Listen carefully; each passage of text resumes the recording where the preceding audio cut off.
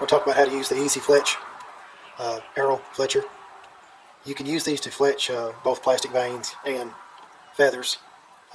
If you do fletch the veins, you probably just want them to have a straight fletch. I've had experiences putting helicals and spirals, whatever, on plastic veins. It seemed like it didn't work out too well. Of course, they've got the wraps and stuff now that's got them attached. But this is the Easy Fletch. I've had this in probably at least 15, maybe 20 years. Fletched hundreds of arrows with it. So here we go. I lost the cap to mine, so I'm just using one of these little metal bands, like, for attaching hoses onto things, hose clamp, and it works just fine once you get the arrow in there.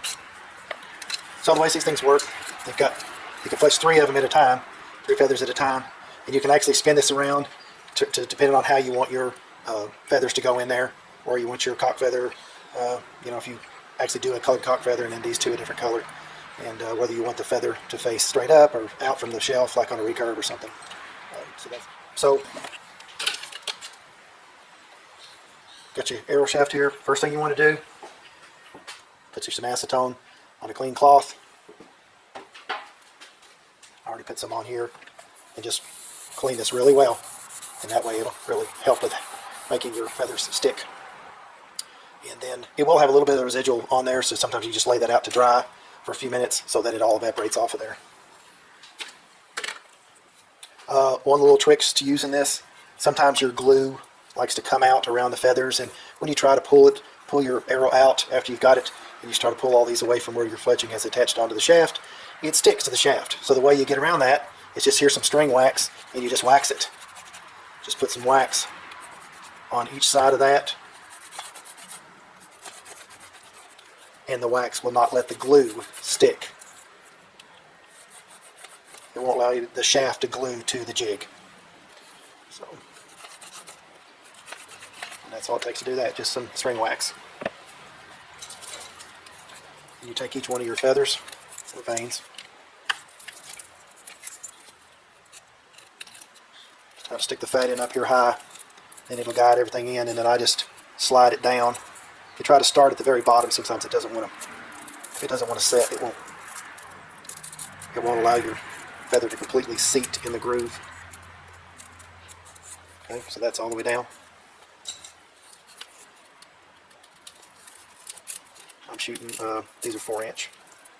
I used to shoot really big feathers, but once I figured out FOC and arrow flight and stuff like that, and did a lot more tuning with my arrow length, arrow spine, and arrow point weight, I found out I didn't have to have near the feathers. I do like feathers kind of sticking up on there because, especially if you don't have a lighted nock, this fluorescent color, either a white or chartreuse, that one must be warped. It keeps on wanting to jump out of there. You don't want to be glued. It's got a little warp in it, so it keeps on pulling up, but hopefully let's just get another one. I'll use fighting it. Got a little bit of a warp in it, it wants to come out. Sometimes I pulled them off there and the feather came partially out and glued itself sideways onto the arrow shaft. Start at the bottom, work your way up,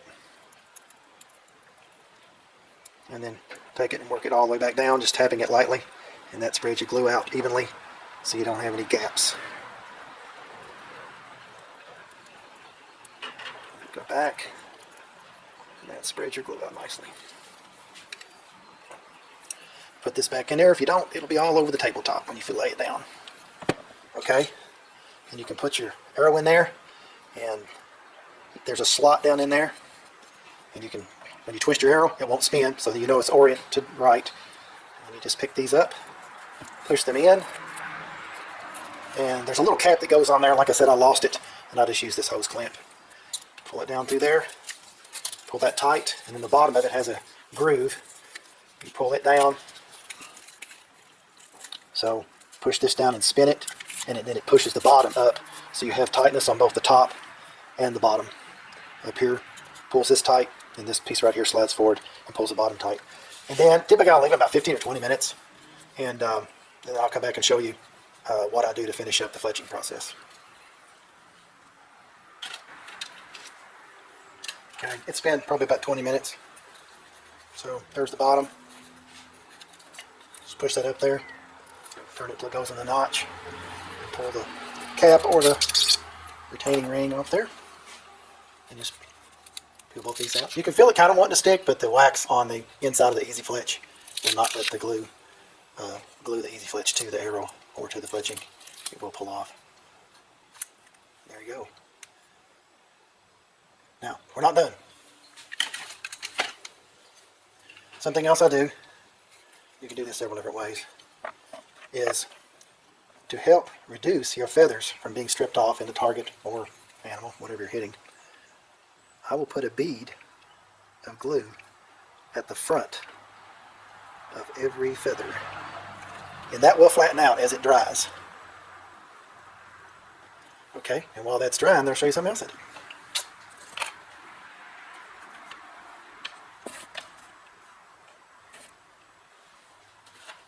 I'm a big fan of duct tape for all different kinds of reasons, but I like fluorescent yellow because even in low light you can see it.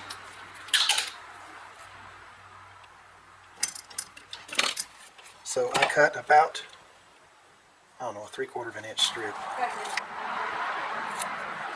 I put this on here like this and it helps hold the knock on, and you can see it better in flight. Now you can just do one layer and that it will help hold it on and make it more visible. But I do what I call fat knocking it, and I actually go with a second layer.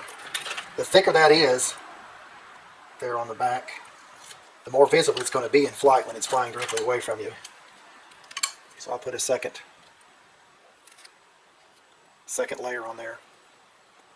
I mean, it might impede penetration a little bit, but basically it's at the very back of your arrow. If it hasn't killed it by then, it's probably not going to kill it. So if you're worried about, restriction on the shaft, it's at the very end of the shaft. So, and you can actually put one up here too if you want to put a piece of fletching in front of here, because it can help guard when your arrow sinks all the way into the target. It'll help guard from stripping your feathers off when it goes through the target. Plus it can make your arrow more visible. I think I'll just go ahead and put one on there now, show you what I mean. I guess you could call it the lazy man's crest, but I don't put a double layer up there.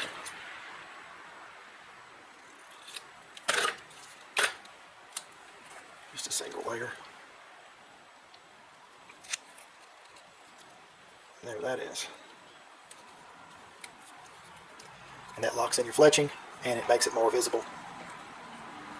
You can see it, and your camera should be able to pick it up better too, because it thickens and colors up the end of where your fletching's at. There you go.